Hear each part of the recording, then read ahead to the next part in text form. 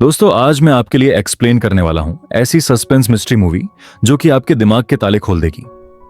Film की कहानी को इतनी बढ़िया तरीके से उलझाया गया है कि आखिर तक समझ नहीं आ पाता कि असली शैतान कौन है।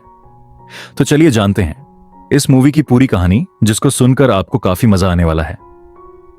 कहानी की शुरुआत होते ही हमने एक कपल जॉर्डन और ब्रायन को देखा, जो कि स्नो होलो नाम के एक टाउन में वेकेशन मनाने के लिए आए होते हैं। और ये टाउन स्केटिंग के लिए फेमस है, क्योंकि यहाँ पर काफी बड़े बड़े बर्फ के पहाड़ हैं और अब बर्फ का सीजन शुरू होने वाला था, और इसलिए ये दोनों लोग भी यहाँ पर आए थे। खैर, अब रात में ये लोग एक रेस्टोरेंट में खाना खा रहे होते हैं, तो जॉर्डन की यहीं के दो लोकल हंटर्स के साथ बहस हो जाती है, जिसमें इन दोनों की कोई भी गलती नहीं थी। जॉर्डन बेवजह ही उड़ते तीर चला रहा था। खैर, ये दोनों खाना खाकर वहां से निकल जाते हैं। खाना खाने के बाद ये दोनों अपने लॉज पर पहुंच जाते हैं, जहां ये लोग स्टे कर रहे थे। खास बात यह थी कि आज जॉर्डन ब्रायन को शादी के लिए प्रपोज करने वाला था। इधर जॉर्डन अपनी तैयारियों में लगा था और दूसरी तरफ ब्रायन पोल के पास जाती है, जो कि इस एरिया में टैक्सीडर्मी करने वाला इकलौता आदमी है। टैक्सीडर्मी का मतलब है जानवरों की खाल को निकालकर उनका कोई स्टैचू बनाना, और वही लेने के लिए ब्रायन जा रही होती है। और साथ ही जिस लॉज में ये दोनों रुके होते हैं वो भी पोल का ही था। खैर, अब ब्रायन के वापस आने के बाद ये दोनों हॉट टब में मजे करते हैं, जिसके बाद जॉर्डन शावर लेने लगा और ब्रायन बाहर थी कि तभी जॉर्डन को कुछ आवाज आती है। तो वह बाहर चेक करने गया और बाहर जाते ही उसे चक्कर आ गए, क्योंकि उसके सामने ब्रायन की कटी फटी बॉडी पड़ी हुई थी और उसकी लाश के साथ पंजों के निशान भी थे। खैर, अब अगले दिन हमने एक बेवड़े पुलिस वाले जॉन को देखा, जो पिछले 6 सालों से शराब छोड़ने की कोशिश कर रहा है, और 3 साल से उसने शराब छोड़ रखी थी। मगर शराब छोड़ने की वजह से उसे गुस्सा बहुत आता था, और उसकी इन्हीं हरकतों की वजह से उसका डिवोर्स भी हो चुका है, और ये अपनी बेटी रीना के साथ रहता था। लेकिन रीना भी उसके साथ ज्यादा खुश नहीं है, और जल्द ही वह उसे छोड़कर अपने नए कॉलेज में शिफ्ट होने वाली है। खैर, अब जॉन के पास एक फोन आता है और अफसर उसे क्राइम सीन पर पहुंचने के लिए कहते हैं। जैसे ही जॉन क्राइम सीन पर पहुंचता है, वहां पर उसके पिता हेडली पहले से ही मौजूद थे, और साथ ही कई सारे पुलिस अफसर भी। लेकिन इनमें मेन है जॉन की साथी जूलिया। उन्हें यहां पर पता लगता है कि ब्रायन की बॉडी से कुछ पार्ट मिसिंग हैं, जिसमें उसका प्राइवेट पार्ट भी शामिल था। अब क्योंकि अगर ये बात बाहर चली गई तो हंगामा हो जाएगा, लेकिन ये लोग ऐसा नहीं चाहते, क्योंकि हॉलीडे सीजन शुरू होने वाला है, जो कि इस टाउन का मेन इनकम सोर्स है।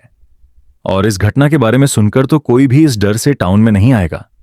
तो ये लोग फैसला करते हैं कि इस बात को पब्लिक नहीं किया जाएगा, इसलिए जॉर्डन को भी वापस उसके घर भेज दिया गया। तब हमने यहां पर निक को देखा, जो कि पुलिस पर चिल्ला रहा था कि जल्दी से रोड खाली करो, मुझे यहां से जल्दी जाने दो, मेरी वाइफ मेरा वेट कर रही होगी, नहीं तो वह मेरी जान ले लेगी। उसे पुलिस का यहां होना समझ नहीं आ रहा था, क्योंकि उसे भी नहीं पता था कि यहां क्या हुआ है। जॉन के पिता हेडली ने पहली बार इतने भयानक मर्डर को देखकर सदमे में थे। दरअसल वह पहले ही से एक हार्ट पेशेंट हैं, इसलिए जॉन को डर है कि कहीं उसके पिता को दोबारा हार्ट अटैक ना आ जाए। इसलिए वह उन पर ज्यादा बोझ न डालते हुए खुद ही ये केस संभालता है। वहीं दूसरी तरफ जूलिया उन हंटर्स से बात कर रही होती है, तो वह उसे बताते हैं कि जॉर्डन बहुत ज्यादा गुस्से वाला था, इसलिए उन्हें जॉर्डन पर भी शक था। इन लोगों ने काफी कोशिश की इस बात को दबाने की, लेकिन फिर भी ये खबर किसी तरह से फैल चुकी थी, और इस मर्डर को कोई आम मर्डर नहीं बताया जा रहा, बल्कि ये किसी वेयरवुल्फ का काम बताया जा रहा है। अब टाउन में जितने लोग थे उनमें एक डर का माहौल बन गया था, और साथ ही पुलिस में भी। लेकिन जॉन को ऐसा नहीं लगता, क्योंकि उसे पूरा यकीन था कि यह काम किसी इंसान का है, न कि किसी वेयरवुल्फ का।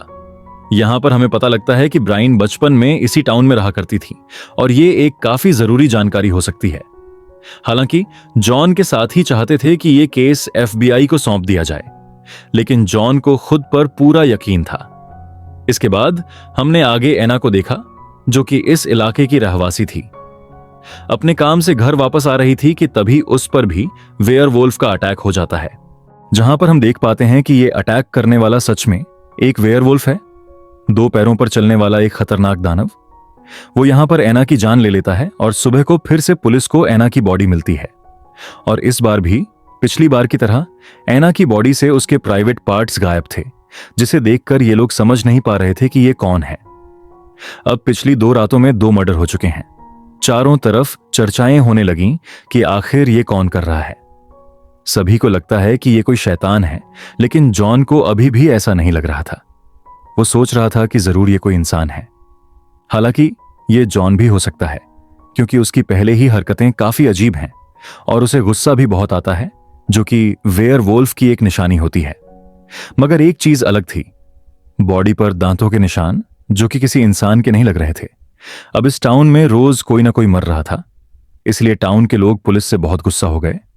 ऊपर से बो नाम के एक अफसर ने यह अफवाह फैला दी कि यह खून करने वाला कोई वेयरवुल्फ ही है।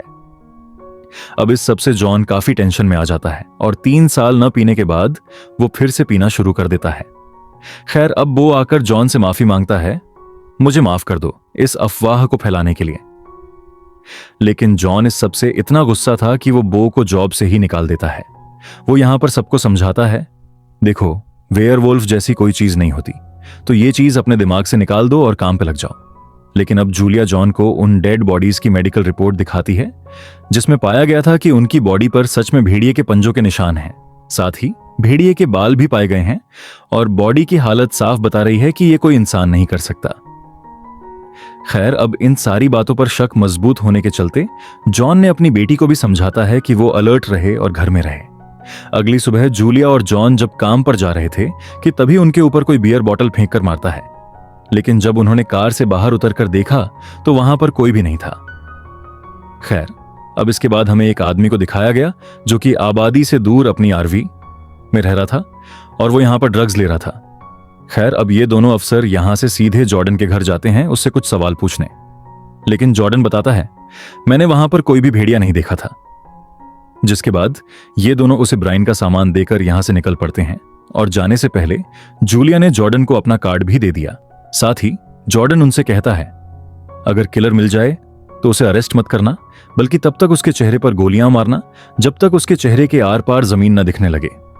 इसके बाद हमने आगे लीज नाम की एक औरत को देखा जो कि अपनी बेटी के साथ रेस्टोरेंट में खाना खा रही थी। तभी एक लंबा और अजीब आदमी आकर उसके पास बैठ गया और उसे काफी अजीब बातें करने लगा। इससे वो लीज नाम की औरत काफी अलर्ट हो जाती है और वो सीधा पुलिस को कॉल करने के लिए जाती है। लेकिन उससे पहले ही वो आदमी यहां से निकल गया। उसने पुलिस को सारी बात बता दी और फिर शुरू होती है टाउन के लोगों से पूछताछ। और इस पूछताछ में हमने पोल और हंटर को भी देखा। इसी बीच जॉन को यह भी पता लगता है कि उसके पिता की तबीयत बिगड़ रही है, इसलिए वो उनसे घर पर रेस्ट करने को कहता है। लेकिन उसके पिता नहीं मानते। लेकिन अब रात में जब लीज अपनी बेटी के साथ घर जा रही होती है तो रास्ते में उसे मरी हुई हिरन दिखाई दी और ये औरत बेवकूफी करते हुए अपनी गन लेकर गाड़ी से बाहर जाती है। इस हिरन के ऊपर एक इंसानी हाथ का निशान था। इससे पहले कि लीज कुछ समझ पाती कि तभी वो भेड़िया उसके सामने आकर उसे खत्म कर देता। उनकी बॉडी मॉर्ग में पहुंचती है, जहां पर जॉन डॉक्टर से लड़ने लगा क्योंकि वो उसे कोई भी काम की बात नहीं बता पा रहा और इसी टेंशन में जॉन दिन रात पीने लगा।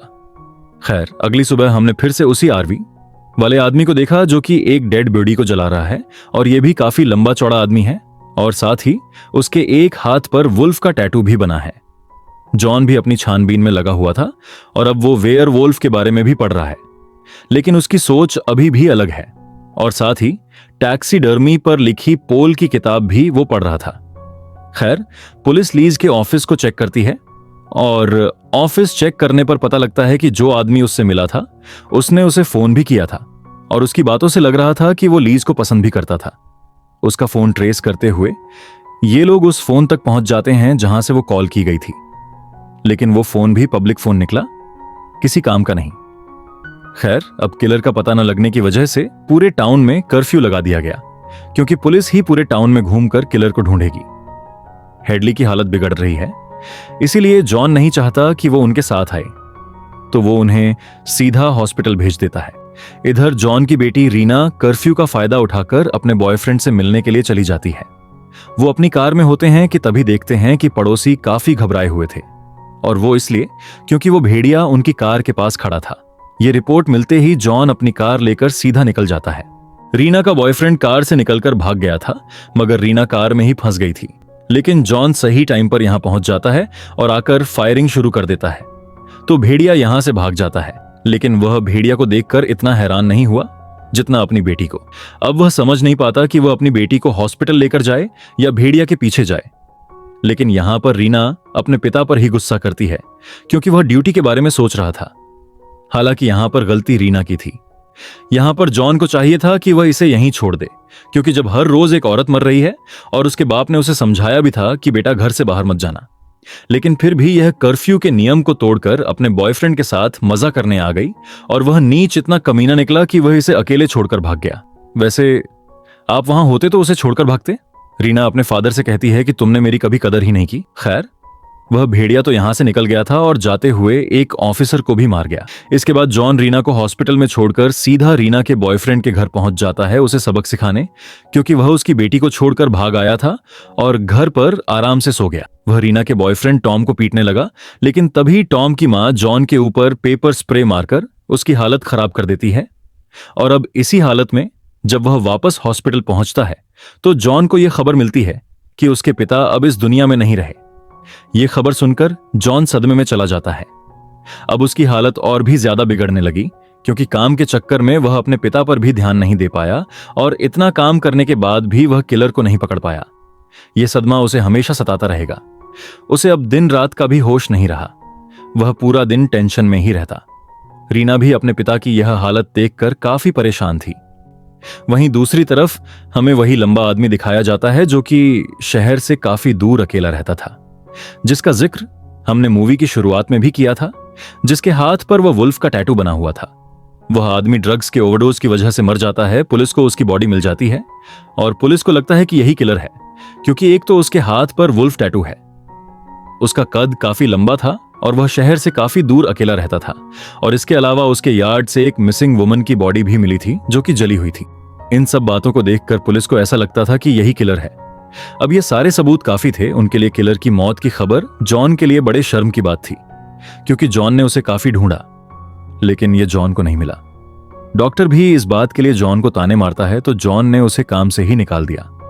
अब केस क्लोज हो गया, इसलिए वह टाउन में घूमकर सभी सबूतों को वापस कर रहा था, लेकिन हर जगह लोग उसकी तारीफ नहीं बल्कि सभी उसे ही हेट कर रहे थे। इसी दौरान जूलिया को जॉर्डन की कॉल आती है। वह कहता है कि ब्रायन के सामान में एक खास किस्म की सुई है जो कि ब्रायन की नहीं थी। सुई का नाम सुनकर जूलिया समझ जाती है कि यह सुई किसकी है। वह सुई टेक्सटेड आर्मी में यूज होती है और पूरे टाउन में सिर्फ एक ही आदमी टेक्सटेड आर्मी करता है, और वह था पॉल। यह सुई उसी सामान में थी जो यह जॉर्डन को देकर गए थे, यानी कि यह क्राइम सीन पर मिली होगी। वहीं जॉन सबूत वापस करते हुए पॉल के घर पहुंच गया था। ये दोनों यहां पर बातचीत करने लगे तो जॉन ने पॉल से उसकी वाइफ के बारे में पूछा तो वह कहता है कि मैंने तो शादी नहीं की, लेकिन हम जानते हैं कि मूवी की शुरू में उसने अपनी वाइफ का नाम लिया था कि जॉन उसे ज्यादा सीरियस नहीं लेता, तो पॉल उसे उसकी बेटी के बारे में पूछ लेता है। यह बात सुनने के बाद जॉन का दिमाग थोड़ा खिसका तो जरूर, लेकिन केस बंद हो चुका था, इसलिए वह चुपचाप यहां से निकल लिया। लेकिन उसके मन को शांति नहीं मिल रही थी, इसलिए वह वापस पॉल के घर गया और उससे कहता है सीधे खड़े होकर दिखाओ। पॉल को लगता है कि शायद यह कोई मजाक है, लेकिन जॉन मजाक के मूड में नहीं था, तो यह सीधा खड़ा हो जाता है। यहां हम देख पाते हैं कि पॉल का कद काफी लंबा है, जो जितना कि वेयरवुल्फ का था। जॉन को देखकर पॉल यह समझ जाता है कि उसकी हकीकत खुल गई है, इसलिए वह फौरन दरवाजा बंद कर देता है। जॉन बैकअप के लिए कॉल कर देता है, लेकिन वह बैकअप का वेट नहीं कर सकता था और वह खिड़की के जरिए अंदर घुस जाता है, जहां पर उसे सारे सबूत मिल जाते हैं। साथ ही वुल्फमैन का सूट भी। तभी अचानक पॉल जॉन पर पीछे से हमला कर देता है, जिससे जॉन जख्मी हो जाता है और फिर पॉल उसे अपने एक हाथ से ऊपर की तरफ उठा देता है। यहां हम देख पाते हैं कि पॉल में काफी ताकत है, लेकिन तभी बैकअप यहां पहुंच जाता है, तो पॉल जल्दी से अपना कॉस्ट्यूम पहनकर यहां से निकल जाता है।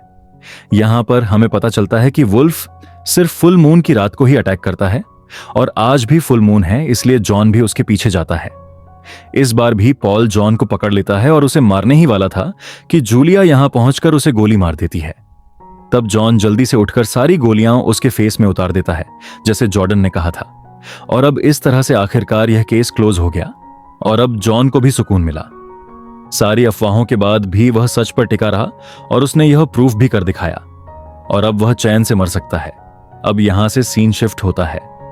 कुछ महीने बाद का दिखाया जाता है, जहां रीना अपने नए कॉलेज में आ गई है और उसे छोड़ने जूलिया और जॉन आए थे, जो कि जिंदा बच गए हैं। दोस्तों, ये काफी बढ़िया सस्पेंस से भरी मिस्ट्री मूवी थी। तो आपको कैसी लगी इस मूवी की कहानी? हमें कमेंट करके जरूर बताइए। चैनल पे पहली बार आए हैं तो चैनल को सब्सक्राइब भी करना। मिलते हैं अगली वीडियो में, तब तक के लिए अपना ख्याल रखिएगा।